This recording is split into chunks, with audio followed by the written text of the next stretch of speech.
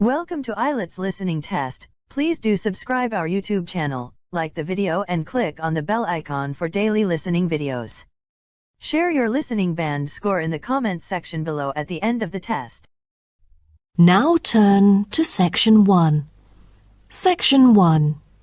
You will hear a telephone conversation between a teacher from the art centre and a female student's father about her art courses. First, you have some time to look at questions 1 to 3.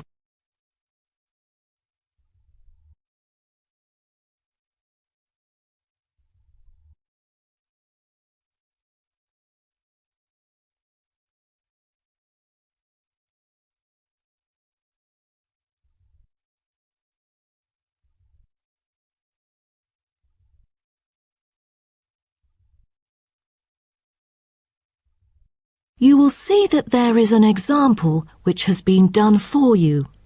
On this occasion only, the conversation relating to this will be played first.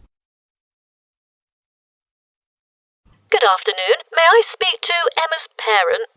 Afternoon. I'm her father. Who am I speaking to? This is Emma's teacher, Jane Carson, calling from the Arts Centre. I'm just calling to talk about her drama class at the centre. Oh, thank you for calling. How's Emma doing in drama class? You know, she just transferred here last month, unlike the others in her class who have been taking the course the whole semester since June. So I'm a bit worried that she might not fit in so well. The father says his daughter Emma has been taking the course since last month, so C has been circled as the answer. Now we shall begin. You should answer the questions as you listen, because you will not hear the recording a second time. Listen carefully and answer questions 1 to 3. Good afternoon. May I speak to Emma's parent? Afternoon. I'm her father. Who am I speaking to? This is Emma's teacher, Jane Carson, calling from the Arts Centre. I'm just calling to talk about her drama class at the centre. Oh, thank you for calling. How's Emma doing in drama class? You know, she just transferred here last month, unlike the others in her class who have been taking the course the whole semester since June. So I'm a bit worried that she might not fit in so well. There's no need to worry. She exhibits a strong performance in her drama class. Is that so? Yes, she didn't adapt to the new environment as quickly as I originally expected, and seemed a bit shy at first, but a few days later she made a couple of friends and became more talkative and also more involved in class. Emma really is a role model for others because she has always been an active participant during class. She voices her own ideas and is very creative. I didn't expect that, but I can tell that she really enjoys the course because she's been talking about it at home frequently these past few weeks. That's great to hear. Interest is always the best teacher. I also have to inform you that there's been an adjustment in the timetable of the drama class next term. Why is that? It's not that the music room that we currently use isn't available. As there are too many enrolling for the coming semester, increased class size means that space is limited to house the whole class. Also, the new classroom we use is not available during the current time frame, so I'm afraid we have to change the time for it. I see. So when would it be? As you know, the current class begins at 3:15, but the new time of the drama class would be 4:45. I'm afraid I have errands to run during that time. On the other campus, the class still begins at 3:15, but for the campus Emma goes to, it is the only time available for drama class. Oh, I see. I have to make adjustments to my course schedule then. No problem. Before you hear the rest of the conversation, you have some time to look at questions 4 to 10.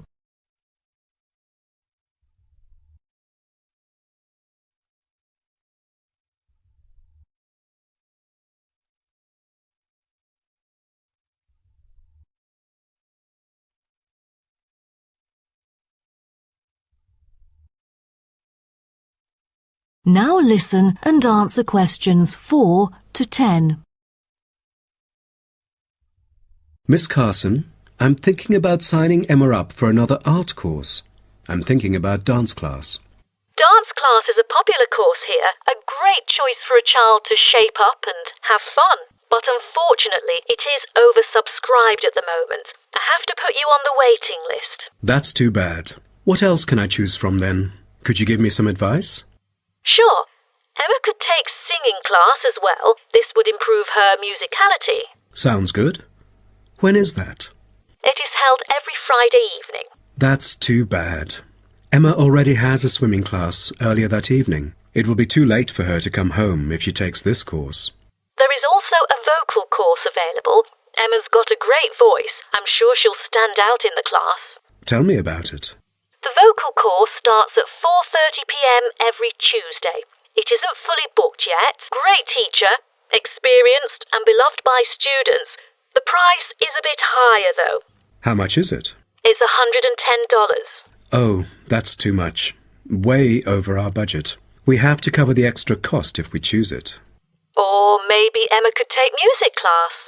What is it about? Learning about songs and musicals. Well, the students have the opportunity to play different instruments like the piano, drum and so on. They can also learn to write music under professional guidance.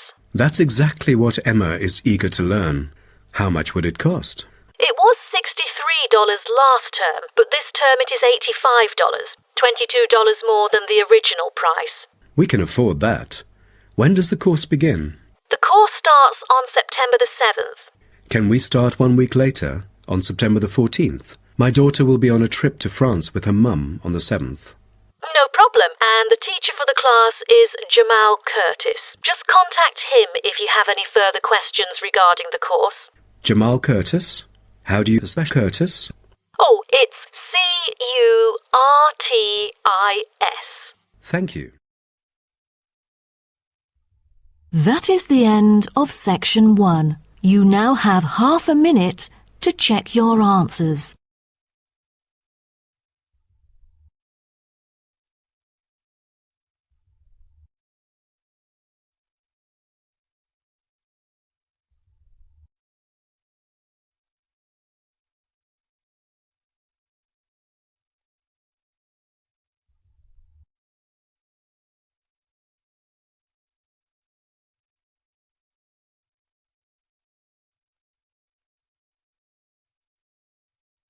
Now turn to Section 2. Section 2. You'll hear a coordinator for the annual ski and snowboard exhibition talking to the audience about some practical information for the whole event. First, you have some time to look at questions 11 to 15.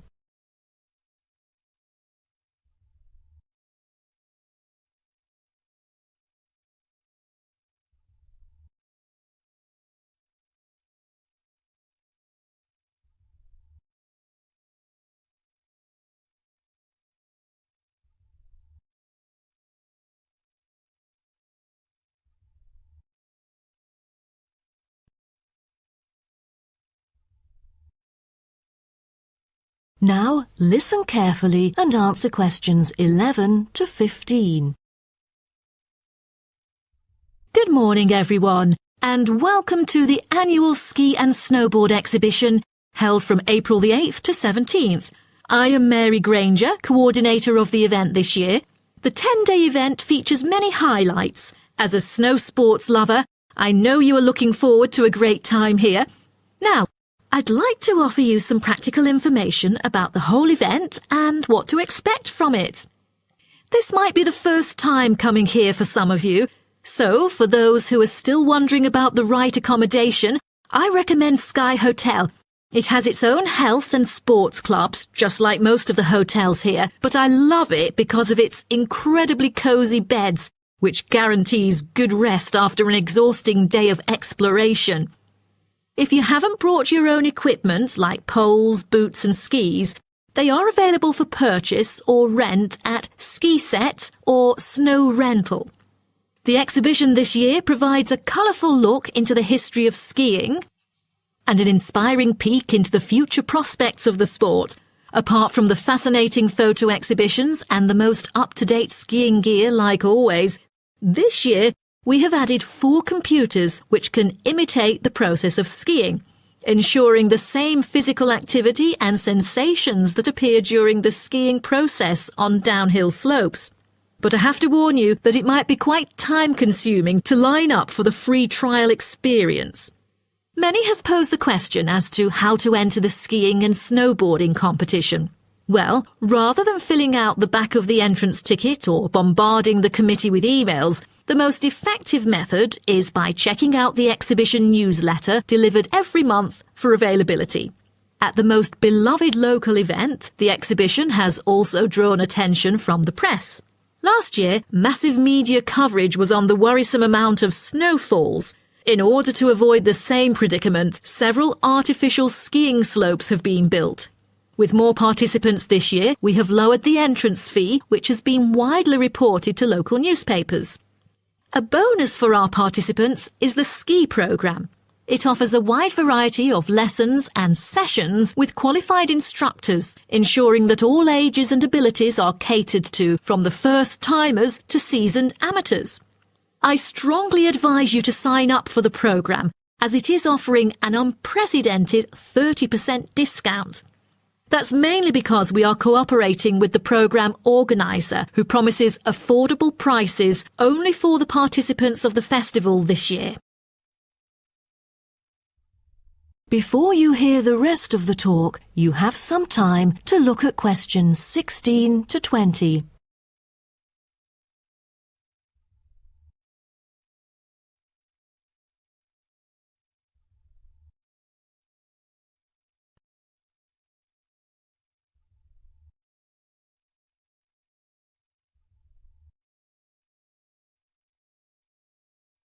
Now listen and answer questions 16 to 20. Now, I would like to introduce you to the list of presentations during the following week so that you can better plan your schedule. The first presenter, Simon, is one of our best ski instructors. As an experienced instructor, he will inform you about the dangers that face skiers and snowboarders. Accidents happen mostly to those who are careless or ignorant. Good risk management involves considering both the probability and consequences of an accident. The next speech, titled Solution, is given by Jamie Kurt. A list of problems may occur to novice skiers and snowboarders, so he is going to offer useful information for first-timers on choosing the appropriate gears, the right dress code, and ways of protecting your skin. For instance, some of you may have rented the skiing equipment, but rental footwear is notoriously uncomfortable. Then, Jamie will provide instructions to help make your footwear fit better. The third speech is about a documentary introducing skiing and snowboarding and the difference between the two sports. It also depicts a group of snow lovers exploring new slopes with breathtaking views. The director, Andy Fisher, will be there, addressing the whole shooting experience. The fourth talk is about the tricks of skiing, presented by Harry Tyson. It is most useful for those who have already tried skiing, yet still need more practice to master the sport. Harry will teach you how to turn more skillfully. A lot of people can keep their skis roughly parallel, but there's no point if you make it hard to work with and slide around out of control. Useful exercises will also be suggested to improve your parallel skiing technique so that you can tackle steeper slopes and enjoy yourself more. Jason Smith will be the last presenter, mainly addressing towards advanced skiers. He manages to apply snow climbing into skiing. Climbing in soft snow, you are floundering around. Walking becomes harder. So, a good trick during climbing is to maintain a wider gait, approximately shoulder width, so that you are more stable while walking. This works for skiing as well. That is the end of section 2. You now have half a minute to check your answers.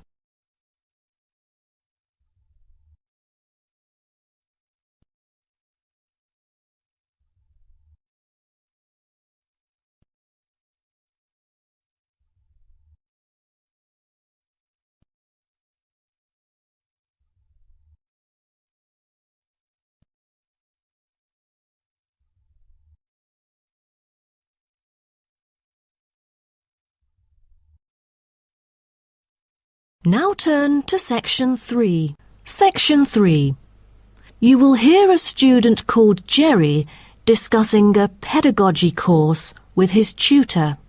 First, you have some time to look at questions 21 to 23.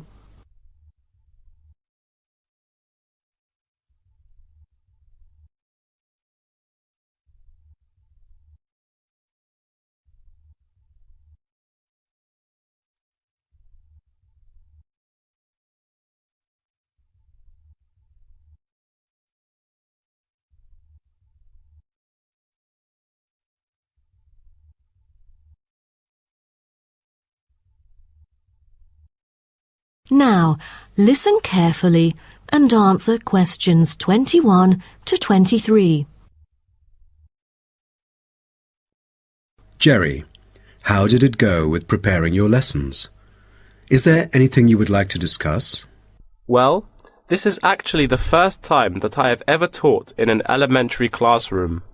After 8 years of learning pedagogy, I want to practice what I've learned in an instructive manner. But I'm a bit stuck right now. You know, the topic I want them to research is a bit hard for pupils. I'm afraid that they won't be able to handle it on their own. So I need new ideas on designing more effective teaching methods. Mr. Carter, do you have any suggestions? Well, you should probably read this book called Professional Learning, written by J.K. Simmons.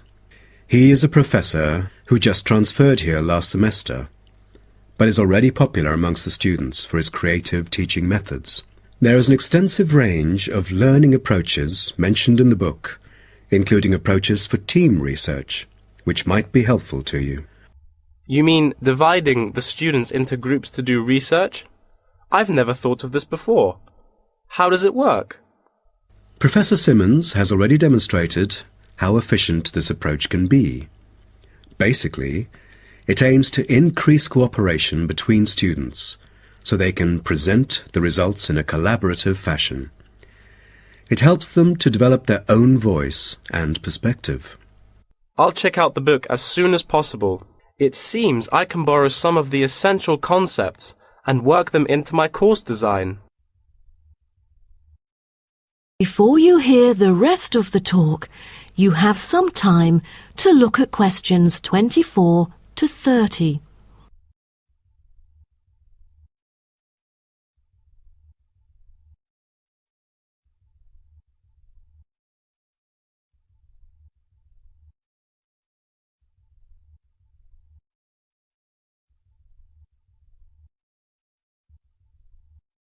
Now listen and answer questions 24 to 30. Well, I was thinking maybe I could use both observation and non-observation as a part of my teaching methodology. Could you take a look at my teaching plan? Sure. What kind of observational methods do you have in mind? For the observational part, I intend to include two approaches. First, the pupils can assess each other's behavior. I feel that reviewing fellow students through criteria-based reference evaluation allows constructive feedback. It can also improve their understanding of the subject material. That's a smart move for a large class that would be hard to observe all by yourself. Also, you might want to get the feedback from several different individuals rather than just one. So how do you plan to carry out the peer assessments? Oh, every pupil will be required to write a diary, which includes group projects, presentations, and in-class discussions. They'll put down their remarks. I'll collect them on a regular basis, which can also help me see whether they can keep up or not. Good. What else do you intend to do? Besides that, I also plan to do video recording. I've already purchased a camera, just in case I miss anything important. I can go back and review their performances anytime I want. Would you record every in-class activity? No, I'll just keep track of an in-class simulation, which would require every pupil to fully participate. Students will act as members of a city council meeting, discussing issues like whether or not prohibition should be instated in the United States. This kind of teaching method is both inspiring and challenging. I can't wait to see how yours works out. Do send me a copy of the assessment afterwards, will you? No problem. So, what do you have in mind for the non-observational approaches? Well, my plan is to quantify the statistics. Numbers do not lie. It is the most direct way to measure their performance. See how well they've learned. Where does the data come from? I'll evaluate the test results, including the midterm, final exam, and pop quizzes, which would only take up about 40% of the overall assessment. Sounds like a lot of tests and assignments. Please remember that you don't want to wear out your students. Keeping them engaged is the key to efficient learning. Once they are exhausted, they just stop trying. Oh, I haven't thought about that. You are right. I don't want to frighten them with tons of assignments and exams. I'll make note of that. Thanks for the advice. I remember last time you mentioned questionnaires, right? That's true, but it is not for my students. In fact, they have to design their own questionnaires and choose the respondents using the internet. As a complement of other teaching activities, it would deepen the creative learning process. Is that all? Oh, the pupils will have to conduct interviews of their own, and for this, they get to choose anyone they like, including relatives, friends, and acquaintances to answer the questions. Seems to me that you have figured out most of your teaching methods, but you still need to polish some of the activities. That is the end of section 3. You now have half a minute to check your answers.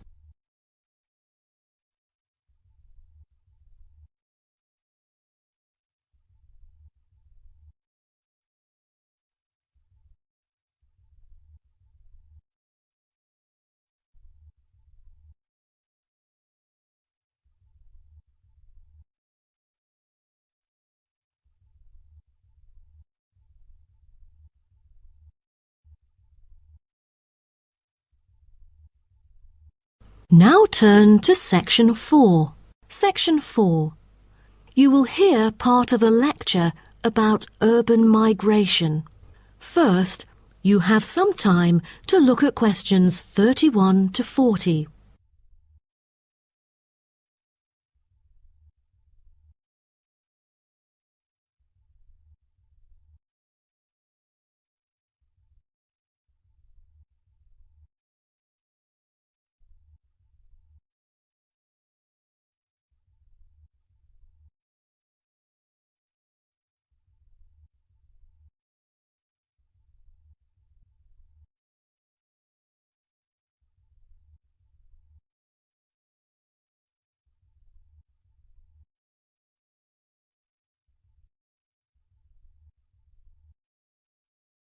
Now, listen carefully and answer questions 31 to 40. Good afternoon, and welcome to my talk on urban migration today. The world has experienced unprecedented urban growth in the recent decades. As much as 3% of Earth's landmass has been urbanized, an increase of at least 50% over previous estimates. Today, people living in cities already outnumber those in rural areas, and the trend does not appear to be reversing. In addition, cities have larger amounts of carbon consumption than rural areas. This is a result from two major aspects. First, with the increase of urban population around the world, the massive construction of urban infrastructure and residential housing is hard to avoid. Second, urban households have a higher rate of car ownership and use more gasoline products. Even though rural exodus is often negatively judged, there are also benefits of migration shared by the local environment and the society as a whole. Well, firstly, global trends of increasing urban migration and population urbanization can provide opportunities for nature conservations, particularly in regions where deforestation is driven by agriculture. As rural dwellers leave their homes, local forests are left to recover. What's more, it is easier for city dwellers to get around. Living in the country means transport can be very difficult. For instance, after midnight there are no buses or taxis in the countryside. However, there is still a number of public transport modes to choose from in the city. Finally, with more funds and advanced technology, cities endeavour to produce clean energy. New power plants have been built to take harmful methane gas created by the decomposition of rubbish and convert it into electricity. By doing so, an important greenhouse gas is turned into useful energy rather than being directly emitted into the atmosphere. The hustle and bustle of city life offers women the opportunity to explore different professions and pursue their own careers. Women in cities work as engineers, managers, and even football players. This change of roles has affected their marital status and family life. More women are choosing their careers over marriage, which raises the graph of late marriages. As a result, more are remaining single well into their late 30s. They want to be independent and earn money on their own. It is also easier for them to get a promotion while working in the city. Women are slowly achieving wider participation at work, while in rural areas the mindset is still very conservative.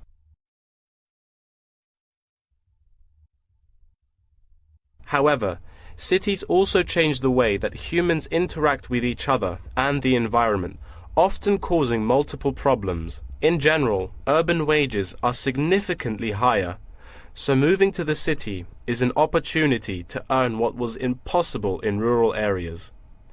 However, the wage difference is often offset by the higher cost of living and absence of self-produced goods, including subsistence farming. A sizable proportion of new corners attach greater importance to money and gradually abandon their former way of life, thus risking losing their culture. These new city residents are also faced with another problem.